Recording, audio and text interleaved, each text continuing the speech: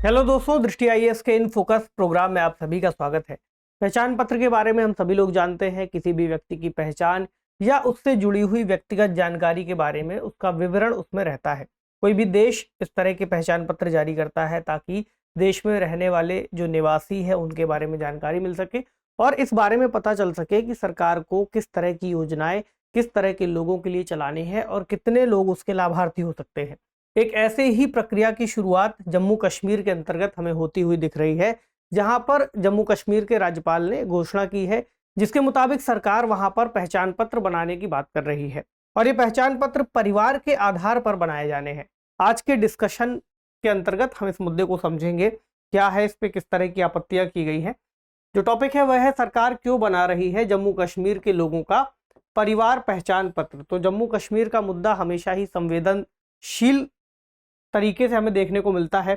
कई सारी उसमें जो विपक्षी दल है वो इस तरह की सरकार की नीतियों का अक्सर विरोध करते हुए दिखते हैं। कई बार जो विरोध है उसकी दिशा ठीक मालूम पड़ती है, कई बार वह विरोध केवल राजनीतिक रूप से प्रेरित दिखाई देता है। बहरहाल राजनीतिक एंगल पर ना जाकर के हम इसके नीतिगत पहलुओं को देखेंगे कि किस तरह से इस प्रक्रिया को अंजाम दिया जाना है, क्या प्रस्ताव दिया गया है और क्या उसके लाभ हो सकते हैं। न्यूज आई है, how Jammu and Kashmir proposed family ID card will work and why it is being criticised. क्यों इसकी आलोचना की जा रही है और किस तरह से ये कार्य करेगा, किस तरह से उनको लाभ देगा, चर्चा क्यों की गई है, इसको देख लेंगे। उसके बाद प्रस्तावित जो परिवार पहचान पत्र है उसमें क्या क्या उसकी खासियत है, किस तरह से बनाया जाएगा, किस तरह के लाभ देगा, क्या उसके उद्देश्य है, किन के लिए वो अनिवार्य किया गया है, क्या उस पर आपत्तियां हैं, क्या निष्कर्ष हो सकता है, और एक प्रश्न जो कि मेंस में आपसे पूछा जा सकता है। यह विषय किस सेक्शन में जुड़ेगा? जीएस पेपर 2 में जुड़ जाएगा। सरकारी नीतियों और विभिन्न क्षेत्रों में विकास के लिए हस्तक्षेप और उनके अभिकल्पन तथा कार्यान्वयन के कारण उत्पन्न विषय, तो जीएस पेपर 2 में पॉलिसीज के सेक्शन से अभी हम जोड़ करके देखेंगे, क्योंकि अभी ये प्रस्ताव है। अगर ये इम्प्लीमेंट हो जाता और फिर हमारे पास एक प्रश्न ऐसे बन करके आता कि इसके प्रभावों का आर्थिक रूप से एनालिसिस कीजिए, तब यह जो विषय है जीएस पेपर 3 के अंतर्गत भी जोड़ा जा सकता था। चूंकि प्रस्ताव है इसलिए पॉलिसी के लेवल पर ही अभी हम इसको देख करके चलेंगे। चर्चा क्यों की जा रही? सिंपल है, जम्मू और कश्मीर के उपराज्यपाल मनोज सिन्हा जी ने इसकी घोषणा की है कि केंद्र शासित प्रदेश यानी कि जम्मू एंड कश्मीर, उसके निवासियों के लिए अब सरकार एक परिवार पहचान पत्र की शुरुआत करना चाह रही है। इसका प्रस्ताव दिया गया है। ठीक, तो कश्मीर में जो विपक्षी दल है, खासतौर से मेन स्ट्रीम वाले, उन्होंने इसकी आलोचना की है। इसको निगरानी उपकरण के रूप में वर्णित किया है कि अब सरकार कश्मीरियों के ऊपर निगरानी रखना चाह रही है। बहरहाल इसको लास्ट में देखेंगे। तो प्रस्तावित जो परिवार पहचान पत्र है उसमें क्या क्या प्रमुख बातें कही गई हैं। पहली बात ये कि एक पहचान पत्र इसके अंतर्गत बनाया जाएगा जिसमें प्रत्येक परिवार और उस परिवार में शामिल जो सदस्य हैं उनका डेटा शामिल होगा। ठीक, इसके अलावा जो परिवार का मुखिया होगा, मुखिया के माध्यम से उस पहचान पत्र की आइडेंटिटी बनाई जाएगी, यानी वह मुखिया के नाम पर होगा, बाकी के सभी सदस्यों का विवरण उसमें दिया होगा। तो इसमें एक यूनिक 8 अंकों का अल्फा न्यूमेरिक संख्या इसमें जोड़ी जाएगी, जिसमें कुछ नंबर्स हो सकते हैं, ठीक, कुछ अल्फाबेट्स हो सकते हैं। तो 8 अंकों का इस तरह से बनाएंगे।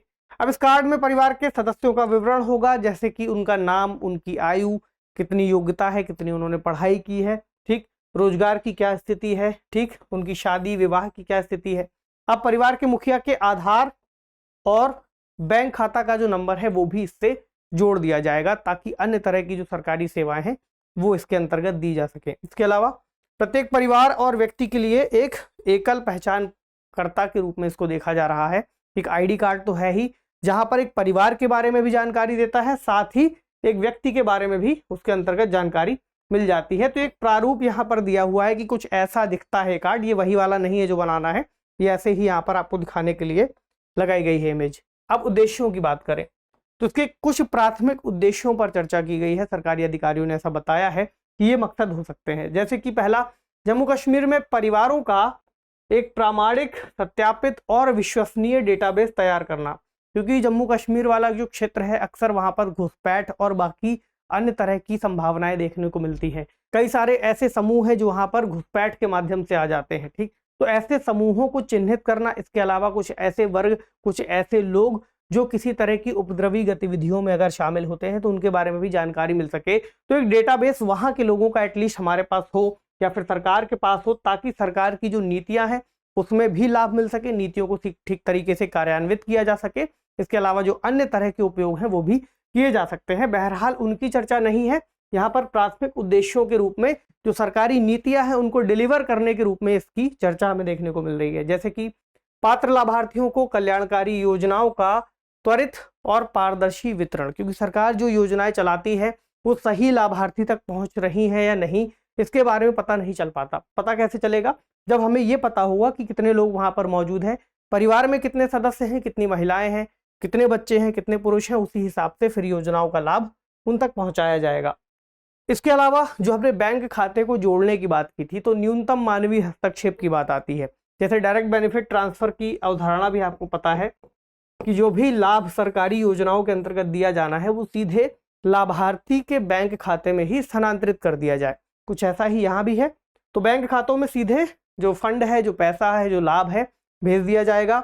इसके अलावा जो डुप्लीकेट राशन कार्ड जैसी समस्याएं थी, कुछ लोग फर्जी बनवा लेते थे, कुछ आधार कार्ड ठीक तरीके से नहीं बनाए गए थे, तो उनकी पहचान हो सकेगी और उनको खत्म करने में मदद मिल सकेगी, ताकि एक विश्वसनीय डेटाबेस यहाँ पर मौजूद होगा। इसके अलावा इसमें एक पॉइंट और है कि जैसे परिवार का डेटा उन्होंने शामिल कर लिया, अब उसमें ये पता चल सकेगा कि उस परिवार में कितने युवा हैं और कितने युवा कितनी शिक्षा को प्राप्त किए हैं। और शिक्षा के अलावा जब रोजगार की स्थिति जोड़ी जाएगी तो ये पता चल जाएगा कि वो रोजगार से जुड़े हैं या बेरोजगार हैं। तो शिक्षित बेरोजगार युवाओं के परिवारों की पहचान हो सकेगी, ताकि जो रोजगार से संबंधित योजनाएं हैं उससे उन्हें जोड़ा जा सके। और डेटाबेस इस तरह का होगा जिसको लगातार और ऑटोमेटिकली अपडेट किया जा सके, यानी जो भी लोग वहां पर होंगे, मान लीजिए किसी परिवार की किसी बेटी का विवाह हो जाता है तो उसको उसके पिता के घर से उसका नाम काट करके फिर उसके पति के घर में ट्रांसफर करना होगा। तो ये कैसे होगा? वहां पर किसी अधिकारी के पास नहीं जाना है, किसी ऑफिस नहीं जाना है, ये ऑटोमेटिक रूप से अपडेट करा दिया जाएगा। ठीक। इसके अलावा जन्म, मृत्यु और विवाह जैसा डेटा अपडेट होता रहेगा। सरकार की योजनाएं हैं जो है उनसे संबंधित नीतियों में मदद मिलेगी। ये इसका बड़ा पहलू है, योजनाओं से जोड़ करके इसको अभी के लिए प्रस्तुत किया गया है। तो ये पहचान पत्र उन्हीं परिवारों का बनेगा जो इसके लिए स्वीकृति देंगे, यानी कि जिनकी सहमति इसके लिए होगी उनके लिए ही इस तरह का कार्ड बनाया जाएगा। लेकिन अब समस्या कहाँ आएगी? मान लीजिए ऐसे परिवार हैं जो इसके लिए सहमति नहीं दे रहे हैं, तो उनको कुछ व्यावहारिक कठिनाइयां झेलनी पड़ सकती हैं, देखने को मिल सकती है, जहां पर जो सरकार की योजनाएं हैं, योजनाओं के लाभ हैं, उनसे वो वंचित रह सकते हैं। जैसे राष्ट्रीय खाद्य सुरक्षा अधिनियम के अंतर्गत जो टारगेटेड सार्वजनिक वितरण प्रणाली की बात आती है, पब्लिक डिस्ट्रीब्यूशन सिस्टम, तो यहाँ पर जो कई सारी सुविधाएं हैं, जैसे कि सब्सिडी का राशन, ठीक, मुफ्त में चिकित्सा, वृद्धावस्था या फिर विधवा पेंशन की बात आती है, उग्रवाद के पीड़ितों को सहायता। इसके अलावा परिवार के एकमात्र अगर कमाने वाले व्यक्ति की मृत्यु हो जाती है तो पारिवारिक पेंशन, छात्रवृत्ति आदि। इसके अलावा परिवार पहचान पत्र से इन सभी चीज़ों को जोड़ दिया जाएगा। जब ये इससे जुड़ा होगा तो जो इस योजना का लाभ लेना चाहते हैं और अगर वो इस तरह का पहचान पत्र नहीं बनवाते तो वो इसके लाभ से फिर वंचित हो सकते हैं। बहरहाल अभी के लिए यही बताया गया है। आपत्ति किसको किसको है इसमें? तो थोड़ा सा राजनीतिक एंगल जुड़ता है, लेकिन हम राजनीतिक पहलू पर बहुत ज़्यादा नहीं जाएंगे, क्योंकि जम्मू कश्मीर के जो राजनीतिक दल है उनको इस पर आपत्ति है। उन्होंने इस पहचान पत्र का विरोध किया है। वो इसे ट्रस्ट डेफिसिट के रूप में व्याख्यायित करते हैं कि 2019 में सरकार ने कुछ बोल्ड स्टेप लिए, उसके बाद एक तरीके से जम्मू कश्मीर को यूटी में डिवाइड कर दिया, एक लद्दाख और एक जम्मू और कश्मीर। तो यहाँ पर जम्मू कश्मीर की जनता के साथ भेदभाव है, ये एक अलग एंगल हो सकता है। हमें ये देखना है कि यहाँ पर जो पॉइंट आता है कश्मीरियों के जीवन की निगरानी, एक तरीके से सर्विलांस की बात वो कह रहे हैं।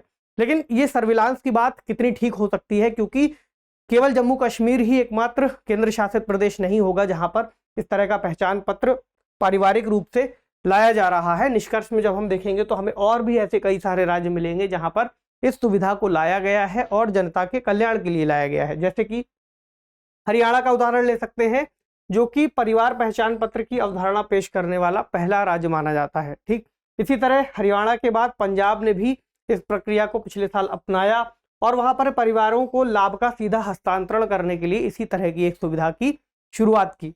इसके अलावा उत्तर प्रदेश ने भी पिछले महीने कहा है कि वो यूपी परिवार कल्याण कार्ड लॉन्च करने वाले हैं। तो ये भी कुछ इसी तरह की सुविधा दे रहा होगा। ऐसा एक उदाहरण हमें राजस्थान में भी देखने को मिलता है, जहां पर जन आधार नामक एक सुविधा शुरू की गई है, जिसका मकसद है एक परिवार और एकल व्यक्ति की पहचान, जहां पर परिवारों और व्यक्ति की पहचान को सुनिश्चित किया जाता है। सरकार जो भी सुविधाएं देती है, जो भी जनता के लिए नीतियां हैं, वो इससे जोड़ करके दी जाती हैं। सभी तरह की नकदी और गैर नकदी लाभ और सेवाएं इससे जोड़ी गई हैं। तो चाहे डोर स्टेप डिलीवरी वाली बात हो या फिर अन्य तरह की सुविधाएं हो, राशन हो, इससे जोड़ करके दिया गया है। लगभग 7.5 करोड़ से ज्यादा लोग और लगभग 2 करोड़ परिवार इसके तहत जोड़े गए हैं। तो हम कह सकते हैं कि ये योजना अगर किसी समुदाय के कल्याण के लिए लाई गई है और वास्तविक रूप से उसका इम्प्लीमेंटेशन सही तरीके से किया जा रहा है और वो उसके उद्देश्यों को पूरा कर रहा है, तो वह योजना अच्छी कही जाएगी। और आने वाले समय में जम्मू कश्मीर की स्थितियों को बेहतर करने के लिए जिस तरीके से इस योजना को लाया गया है, हम इसके क्रियान्वयन के बाद इसके जो लाभ हैं वहां की जनता के बीच में देख पाएंगे। ठीक है, तो चलिए अब देखें आज का सवाल क्या है। सवाल है, जम्मू कश्मीर के प्रस्तावित परिवार पहचान पत्र के क्या उद्देश्य हैं? कुछ अन्य राज्यों के उदाहरण के साथ इसके लाभों पर चर्चा कीजिए। 150 शब्द में आप इस प्रश्न को लिखने का अभ्यास कीजिएगा। तो इसको रिवीजन के तौर पर भी आप उपयोग कर सकते हैं कि अगर जैसे सोशल जस्टिस वाला एंगल आता है, वहां पर भी इस तरह के कुछ प्रश्न बन सकते हैं। तो इस तरह की जानकारी का उल्लेख आप अपने उस उत्तर में भी कर पाएंगे। ठीक है, तो उम्मीद है आज के सेशन में आपने कुछ सीखा होगा। आपसे मिलेंगे अगले सेशन में किसी अन्य महत्वपूर्ण विषय के साथ। तब तक पढ़ते रहिए, अपना ख्याल रखिए। शुक्रिया।